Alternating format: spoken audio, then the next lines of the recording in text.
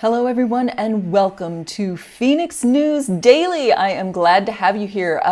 So this is our second time trying this middle of the week live show. I'm still getting used to the technology. So in the chat, can you tell me if you can hear me? Can you see me? Is this working? I actually have the chat window open, not like last week where I had to hunt for it. So that's exciting.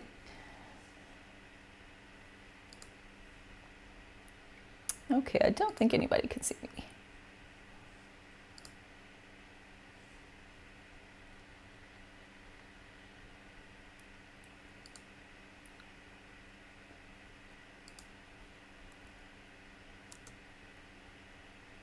Okay, guys, let me try this again. Are we live? Okay, we can hear me. Yes, that is an exciting time. Okay, we're figuring things out. Thanks for being with us. I really enjoyed last week, which was our first time doing this, because I finally got to talk to the fans out there. Normally, I just get to reply to your comments on our videos, but it's way more fun to do it this way, to do it live. So please do keep those comments coming in through the chat. And after we do a couple news stories, we're going to have a little chat about the chat. Imagine that. So let's see. What is on deck for today? We will, of course, be covering the latest on the House Speaker race, which, guys, trying to keep up with this will give you whiplash, okay? We have some late breaking news. So whatever you thought you knew about the House Speaker race 5 minutes ago, throw it in the garbage because we're starting over. It is my new must-see TV show for fall. It's delightfully weird what is going on. Also, we have the latest on Trump's various and sundry legal cases, of which there are so many. We will map out which ones are which with our, index cards and string on a board. So that's going to be good times. But sum it all up, TLDR, they don't seem to be going that well for him. And then at the end, I have a little thought experiment for us to discuss in the chat. I have kind of a radical idea, and I want to hear what you think about it, and I want to hear your radical ideas too. So let's get started with the House Speaker race. You guys. So after the implosion of Jim Jordan last week, 9 new candidates emerged over the weekend for House Speaker, which I think we can all agree is the exact right number. You can never have too many candidates for House Speaker. They're like Pringles. And so they all, did a little presentation, and it came down to one, Tom Emmer. Okay, let's talk about Tom Emmer. Who the heck is Tom Emmer? Spoiler alert, it might not matter. So 2 things to know about this guy. 1, he has spectacular eyebrows. Just look at this guy. Look at the gravitas just hanging out right above those eyeballs. Great stuff. But also, Tom Emmer is the House Majority Whip. And I know what you're thinking. What's a Majority Whip's job and why are they called that? Great question. I thought it was going to be some horribly racist throwback to slavery, but it actually comes from a fox hunting term, the whipper-in, which is the member of the hunting team responsible for keeping the dogs from straying too far from the team during a fox hunt. And so what a whip does in Congress is they count heads and they round up party members for votes and quorum calls, which is sort of like keeping the dogs from straying too far during a fox hunt. But if the recent past is any indication, Tom Emmer sucks at it.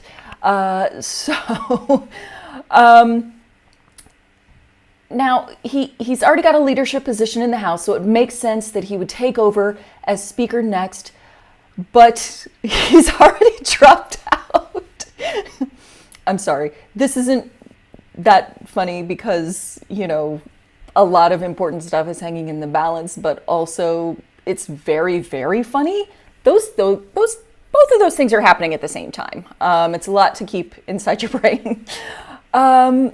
So yeah, he was the nominee this morning, and now it is 4:35 p.m. Central Time. He's dropped out of the race. Now, that's a short window for a candidacy. And the reason that Tom Emmer presumably dropped out of the race, there's a couple. One, shit show fiesta, who wants to do this? Second of all, apparently Trump is not a fan of Tom Emmer because Tom Emmer certified the results of the 2020 election. And I don't know if you have heard Donald Trump mention this or not, but it didn't go how he wanted it to go. He's been making calls all day, which he has like so many legal cases going on right now. So I don't know where he found the time to, make calls to take down Tom Emmer. But what a productive man. He managed to do both. So yes, Tom Emmer's out of the race. Now we've got to kind of start all over again. So we're going to keep you posted on this story throughout the week. I am sure that we're going to be talking about it on our podcast, which is called A Very Special Relationship, which comes out on Thursday afternoon, where you get to hear about the craziness in the US, plus the insanity going on in the UK, blended together into the delightful frappe of news that we serve to you. And then, of course, there is our Friday show. Doing our Friday show has been fun lately because normally we film the Friday show on Thursday afternoon and then we edit as fast as we can and we get it out on Friday. With this House Speaker race thing, but we've had to film at the last possible second and then edit as fast as we can. And then by the time the show comes out, people just keep dropping out of this House Speaker race. It's a lot to try to keep up with. So we'll do our best to keep you posted. We're having a really weird, fun time over here as a nation. Okay, so there are more things going on. There are Trump's legal troubles. But before we tackle all of that, quick reminder that if you are picking up what we're putting down, we've got 3 ways that you can support us. Number 1 is by sending us a few bucks on Ko-Fi. Number 2 is by joining our Patreon, where you can get free life advice from our writing staff or free merch. And speaking of merch, number 3 is by buying some merch at our Fenix News store. So all 3 of those links are in the description below, and we want to thank you for helping us out. And of course, if you are not a subscriber yet, please consider it or tell your friends. Last time I checked, we were 5 subscribers away from reaching 3,000. I would love to end the day with a House Speaker. That's not happening. Next best thing would be 3,000 subscribers. So if you can make that happen, all the love in the world to you. Okay, so we're going to enter a new era of my comedy career. I am now a prop comic. And I have a spatula. And the reason that I have a spatula is because I am celebrating the fact that Jenna Ellis has flipped on Donald Trump. Okay, wow. Let's dive into that. That's big news. So, for those of you keeping track, that is now 3 members of his legal team that have flipped on him in the Georgia case. There is Sidney Powell, Kenneth Chesebro, and now Jenna Ellis. So with regard to Sidney Powell, Trump responded to her flipping by saying that she was never his lawyer. Classic Trump defense, which is objectively hilarious and easily disproven by his own words and actions. The eyes and ears of lots of people and paperwork. Now, he has not said a lot about Kenneth Chesebro, but I need to say something about Kenneth Chesebro. That is a ridiculous last name. It's utterly insane. It sounds like a Gouda-based fraternity. I don't understand what that name is. Every time I hear it, I'm just like, what's happening now? So it's weird. Jenna Ellis, getting back to her. I don't know that Trump has had time to react to her flipping in between his court appearance earlier today and ruining Tom Emmer's life. But I can only assume that in short order, we will be hearing Jenna Ellis, never heard of her. I don't even have lawyers. No one has ever talked to me. I'm innocent and the election was stolen. It's not the best Trump impression, but it's the one I've got. So that's what we're working with. And speaking of lawyers who have flipped on Trump, there is Michael Cohen, who had a courtroom reunion with his former client today in Trump's fraud case. So There are a lot of Trump legal cases to keep track of. You're probably wondering, which one is this one again? Let me break it down for you. So remember all those times that Trump overinflated or deflated the value of his properties, his real estate holdings, his company for various tax and banking purposes? This is that one. So this is important for two reasons. Number one, this could be the case that makes Trump's companies stop doing business, which would be a big deal. So he would have to, I don't know, probably make more NFTs, which as a comedy person, I'm totally okay with, but I think would be problematic for him. The other issue is that, this is reportedly the one that he is the most concerned about. Not the election fraud stuff, the one that might bring his business to a screeching halt because all he cares about is money. So on his way into the courtroom, Trump called Michael Cohen a liar, which coming from him is just richer than au gratin potatoes in Scrooge McDuck's swimming pool. And I think this strategy of not paying your lawyers on time and in full might start to be a problem for Donald Trump. So, just something for him to take a look at. Then there is the other election subversion case that Trump's attorneys are trying to get dismissed. And they are trying to get it dismissed on the grounds of, Judge, come on, just make it go away already. We don't like it. That is one of the defenses that he's been using more often lately. Judge Tanya Chutkin had to excuse herself to go laugh hysterically in her chambers. Doesn't look like that one is going to work out for him. Okay, so before we get into our thought experiment, this is very audience participation kind of thing today. We're going to take a quick look at the chat. There's a lot of stuff coming in. I'm excited. I'm excited to talk to you guys. I actually opened the chat window this time. I didn't leave it closed like last time. Pro. Okay. Let's see. All of our friends are here. Hello, Betty. Hello, Paul. Hello, Luke. Good to see you guys. Zoe Castles. Sometimes I look like a startled rabbit. In this day and age, that is an important facial expression to have. Yes, Austin, you're right. It is like watching F1 with these nominees just zooming past you. They're hard to spot. Mark, hello from Australia. I love when our friends from Australia join because it's I don't even know what time over there, but they are up and they are here with us just from a world away. It makes me happy when the Australians show up. Paul's from New Zealand. Paul, good to have you here too, buddy. Let's see here.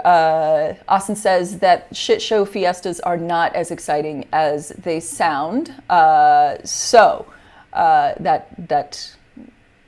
logic tracks. Okay, let's get into our thought experiment for today. So this comes from Jacob, who sent me an interview on NPR with Mitt Romney's biographer. And this has a lot to do with the House Speaker race and Trump and where the GOP is today. So in this interview, the biographer is recounting this anecdote that Mitt Romney told them. So Mitt Romney's in the Senate caucus room with a bunch of other Republican senators, and the Mueller report has just come out, and Trump has declared himself exonerated and victorious, even though there's a little gray area there. And so he comes into the caucus room and everybody stands up and starts applauding him. And then he starts blathering on like he usually does, just free-forming it, hitting all the greatest hits. You all know what they are. And Mitt Romney looks around and all the other senators are just nodding along in agreement. And then as soon as Trump leaves, they all burst into laughter because they think that this guy is a crazy idiot.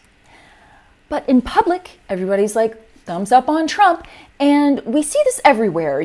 Think about Tucker Carlson's text messages where, his entire career in front of the camera is defending Donald Trump, but secretly, according to his text messages, he hates the guy.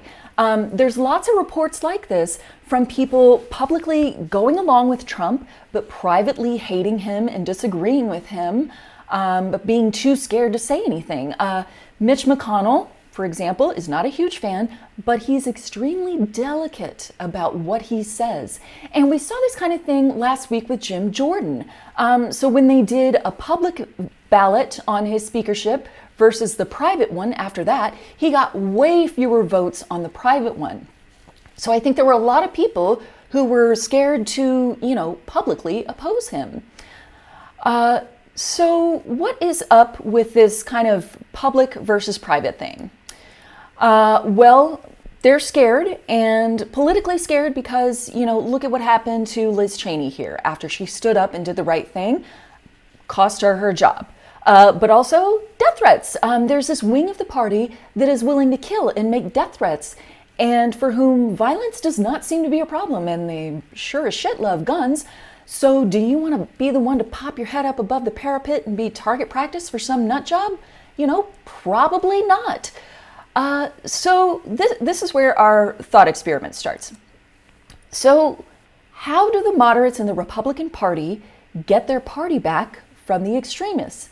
And this is where my crazy idea comes in. And I want to hear what you think about this in the chat. And I want to hear your ideas in the chat. So I think that one way to save themselves from the extremist wing of their party is just to defect en masse to the Democratic Party, okay? I know this sounds nuts. They would be on the moderate side of the party, but they can join together with Democrats to battle the extremists together, and the opposition would be so overwhelming that they would hopefully have a much better chance to starve out the extremists that are in office. And then after they've done that, then they can leave the Democratic Party and reform their own party again. And then we can start having good old-fashioned fights about whether a capital gains tax should be 18% or 22%. Do you remember those days of yore when we argued about silly shit like that? Listen, I know what I am proposing is nuts, but I want to hear what you think about it. Feel free to criticize it. I know it's out there. But I also want to hear, does anybody have any better ideas? Like, what do we do to get rid of this extremism that is blocking progress, making death threats, and somehow getting their way, even though they represent a very small sliver of the population? All right, let's head on over to the chat and see what people have to say. Luke, it also astonishes me that people pay attention to this person. I am glad that you like my idea. Thank you very much, Luke. I appreciate the support. I'm glad it's not too crazy for you. Paul, you make an excellent point. The Republican voters will not like that idea. However, Paul, let me put this question to you. Do you think, though, that there are a lot more people who wish that there was bipartisanship than the amount of people who like being at war? I kind of think that there's more people that want both sides to work together. And I have zero hard data to back that up right now. I'm sure if I went searching for some, I could probably find some. But, I don't know. What do you think? Mike has a suggestion. Make the floor vote for speaker a secret ballot. That is a really good idea. Mike is thinking with the whole brain. I like that idea, Mike. That's really smart. Austin wants to bring back the Whig Party. I believe there's an H in that, unless we are doing a much more fabulous party than the previous Whig Party, although they might have had some powdered wigs. An actual witch hunt, and anyone from Florida is a witch. That's fun. That is fun. There's got to be something that we can do. This is something that I spend a lot of time thinking about. Obviously, I know I have a really partisan show, and it has a very specific political direction, and so I don't know, maybe it's weird that I'm the one asking for people to reach across the aisle and sing Kumbaya. But I think that the government should represent the people. And the majority of people, it feels like, are not getting their way. And I don't know what to do about that. I don't really have any good answers, but it's something I think about a lot. And I don't know, do you guys think about that a lot too? Austin says, one good way to curb spending is to shut down the functioning of the whole government. Maybe this has been the plan all along. Well, the government operating does cost money. That's an excellent point. So yeah, maybe that's the whole deal. By shutting it down, you freed up all kinds of dollars, which we can spend on tanks. I assume that's what we would spend the money on, is tanks. All right, guys. I think we're going to go ahead and wrap it up for today. But I want everybody to think about that. And maybe we can talk some more about this next week. Thank you so much for watching and for chiming in and for participating in the chat. Okay, we have a couple last chats coming in. Let's see. Okay, Luke is talking about proportional representation in Holland. I like that idea too, okay? Luke and Mike, you guys, you're now in charge. Fix this House Speaker mess. I like your ideas. Let's see. Austin says that the Supreme Court says corporations are people and money is speech. So I think us walking around people just got outvoted. Yes, maybe we all need to form more corporations and do some votes that way. Okay, everybody go make an LLC and then come back next Tuesday and we'll come up with the next stage of our plan, okay? All right, I'm gonna go ahead and sign off. We have a lot to think about, a lot to talk about. We will continue to have a lot to talk about thanks to this batshit insane House Speaker race. Don't forget to tune in to the podcast on Thursday afternoon, our weekly news roundup on Friday. We're gonna be back here next Tuesday. I don't know what time yet. We're still trying to decide on the right time slot for this thing, probably in the afternoon. But if anybody has any strong opinions about time slot, let me know. But in the meantime, I hope you have a good week. I hope your week goes better than Tom Emmer's week. That is what I wish for you. I love you guys. Have a good week. Thank you so much. Bye-bye.